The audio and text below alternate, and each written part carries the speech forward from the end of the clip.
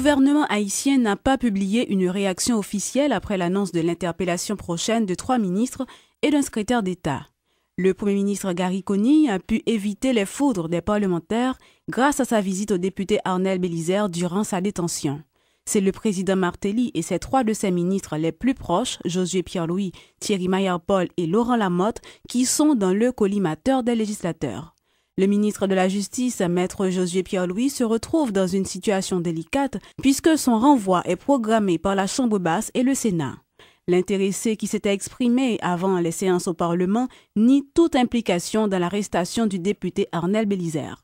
Le garde des Sceaux a fait valoir qu'il ne pouvait intervenir dans le dossier puisqu'il ne s'agissait pas de flagrance. Membre du staff du chef de l'État depuis la campagne électorale, Maître Pierre-Louis est perçu par les députés comme celui qui a favorisé une instrumentalisation de la justice par le président Martelly. Le juriste qui s'en est défendu a révélé avoir eu l'assurance du chef de parquet que le dossier serait traité dans le respect de la loi.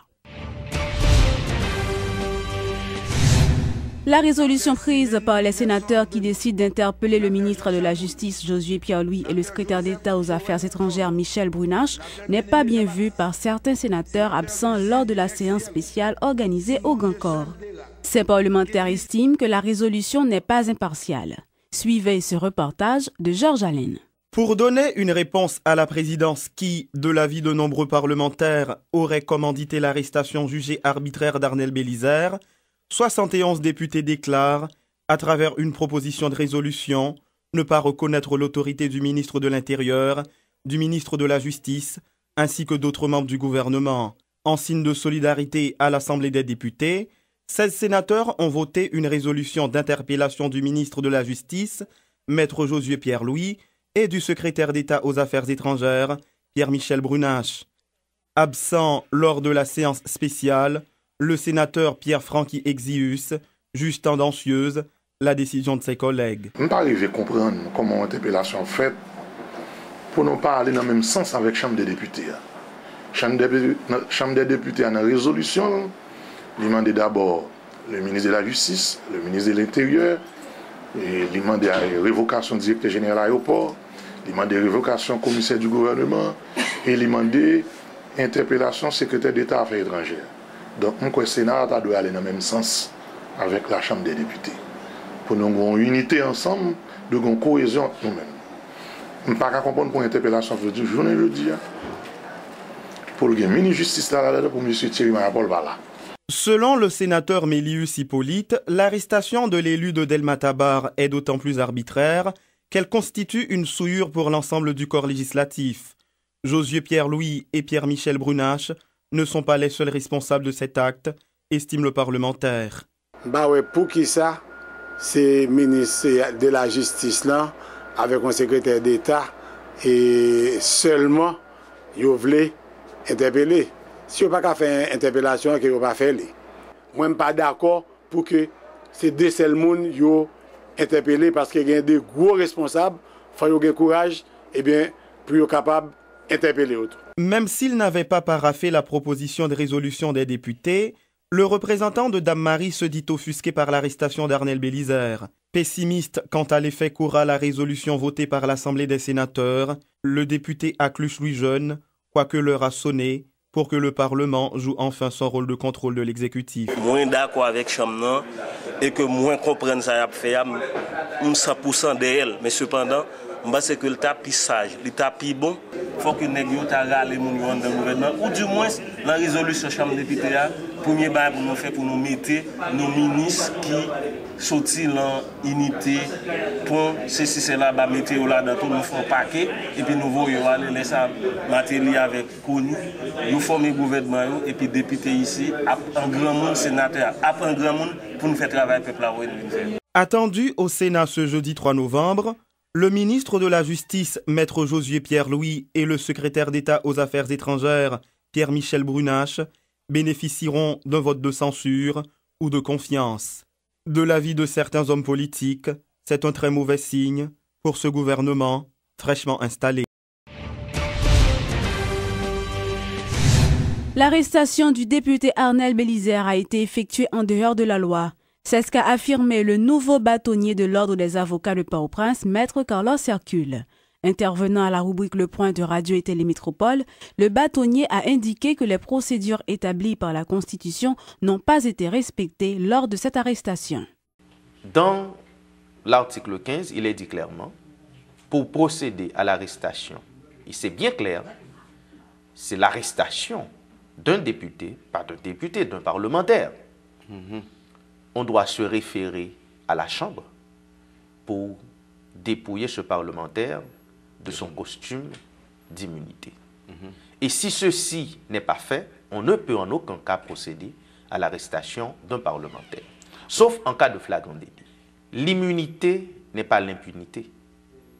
L'immunité se circonscrit dans le temps. La personne a commis une faute, on instruit contre elle. C'est ça la question. Et c'est pourquoi j'ai insisté sur le mot arrestation. On peut enclencher une poursuite contre un parlementaire. Mais quand il faut procéder à son arrestation, on doit lever son immunité. Et à ce moment-là, il faut se référer à la Chambre. Ce que nous avons compris dans l'attitude, le comportement du commissaire du gouvernement, c'est que le commissaire du gouvernement ne respecte pas la loi. La police nationale, aidée de la MINUSTAH, a mené le week-end dernier une opération conjointe anti-crime dans plusieurs quartiers de la capitale. C'est ce qu'a annoncé le directeur départemental de la police de l'Ouest, Michael Gédéon. Le but de l'opération était de mettre fin aux activités criminelles dans ces zones et de donner un signal fort aux criminels. Nous avons gagné pour la première journée un déploiement qui était fait de très tôt. Et dans le matin, dans la zone Grand Ravine et Tibois. Et tout de suite après mise en place, nous avons gagné des opérations ciblées. Et nous disons ciblées parce que nous avons gagné des sites particulièrement que nous avons gagné, nous avons là-dedans. Nous avons gagné des fouilles qui étaient faites. Nous avons gagné plusieurs mondes qui étaient palpés. Nous avons gagné des cibles. Nous avons bon, malheureusement, nous pas de jeunes. Et pour la première journée, nous avons gagné 3 interpellations qui étaient faites. Et le 27, nous faisons le même déploiement pendant que nous étions toujours maintenus les mêmes dispositifs dans la zone Matissan, mais pas avec le même effectif que nous avons fait au départ. Là. Et c'était autour de Bel Air. Donc Bel Air, nous avons fait le même déploiement, nous avons engagé pratiquement plus de monde. Et nous avons gagné les éléments de BIM qui étaient au nombre de 168 qui ne prennent pas à l'opération Sao, tant à Matissan qu'à Bel Air. Nous avons gagné M. Hugues Moreau qui est occupé essentiellement de l'intervention, opération ciblée que nous avons parlé. Nous avons fait la même opération dans Bel Air et au terme de l'opération, ça a gagné 7 personnes qui ont interpellé, dont une dame. Et c'était une opération qui était bien ouée par la population. C'est que nous-mêmes, au niveau de la direction départementale, on a brûlé nous, à banni des informations, à demander nous tout pour nous être capables de continuer à maintenir les mêmes dispositions. La journée mondiale des prisonniers a été commémorée le dimanche 30 octobre en Haïti autour du thème « Prisonniers aujourd'hui, agents de développement de demain ». Pour marquer cette journée, la ministre à la condition féminine Yannick Mézil, accompagnée de la doyenne du tribunal civil Jocelyne Casimir, de la mairesse de Pétionville Claire-Lydie Parent et d'un représentant de la MINUSTAH, a effectué une visite à la prison pour femmes à Pétionville. Il était question pour la délégation de se renseigner sur les conditions de détention de ces prisonnières. La ministre à la condition féminine et aux droits des femmes, Yannick Mézil, a pour sa part promis d'intervenir pour que les détenus qui ont déjà purgé leur peine de recouvrer leur liberté.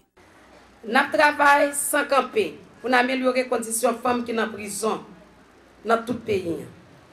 Nous travaillons pour jouer une justice pour eux, avec bon encadrement légal, soins santé, formation professionnelle, avec éducation pour jouer une place dans la bataille pour la reconstruction du pays.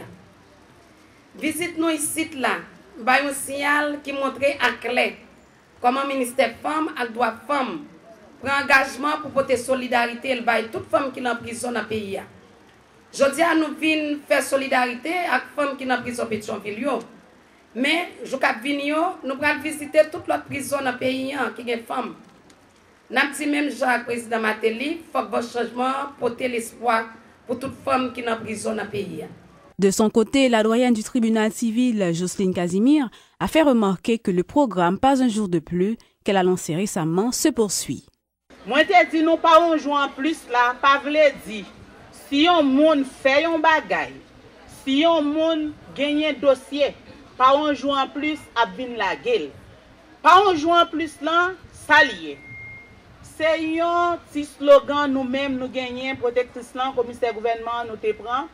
Nous dit les yon moun gagne un dossier qui devant la justice pour nous faire suivi. Les suivis en fait faut gagner enfin. Là nous gagnons une ordonnance de non-lieu qui sortit en faveur nous. C'est pour yo venir laguer nous pour nous pas faire un jour en plus. Les yo juger nous condamner, nous venir nous laguer pour nous pas faire un jour en plus. Installation ce lundi du nouveau secrétaire d'État à la sécurité publique. Réginald Delva remplace à ce poste Aramik Louis. La cérémonie d'installation a été déroulée en présence des autorités policières et judiciaires. Suivez ce reportage de Jacques Bourdeau.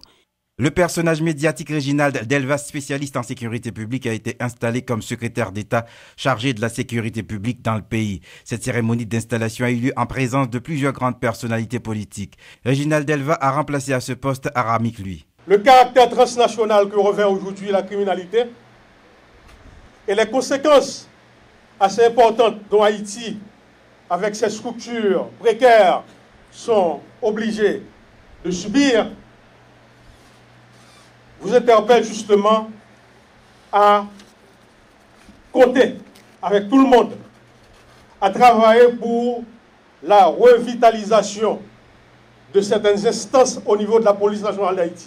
Le garde des Sceaux de la République, Josué Pierre, lui, qui a procédé à cette installation, s'est réjoui d'avoir à ses côtés un collaborateur de la trempe de Réginald Delva. Je sais que vous jouissez d'une grande expertise, expérience. Donc, dès aujourd'hui, dès maintenant, mettez-vous au travail pour pacifier le pays, pour travailler, pour trouver une réponse avec les autres acteurs, notamment le directeur général de la police, aux questions de kidnapping, du vol à main armée, au grand banditisme. Parce que le pays en a besoin d'une paix durable, pour favoriser, pour faciliter le développement.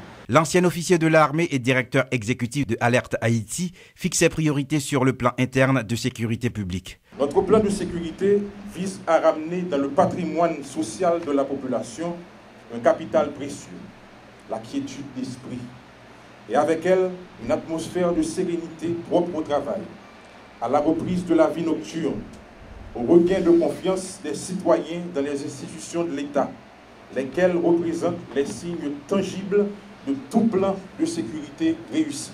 Sur le plan externe, Réginald Delva parle de la mise en place d'un climat propice pour attirer les touristes en Haïti. Nous garantirons aux touristes le climat propice à l'évasion exotique vers nos plages et nos sites historiques, aux investisseurs étrangers et de la diaspora, des conditions optimales qui protègent tant leur intégrité physique que leur investissement. Sur la base des résultats de notre politique sécuritaire, nous demanderons aux pays amis de lever les avis négatifs de voyage émis à l'encontre d'Haïti. Une vraie politique de sécurité publique dans le pays, c'est ce à quoi aspire Réginald Delva pendant son passage à ce poste.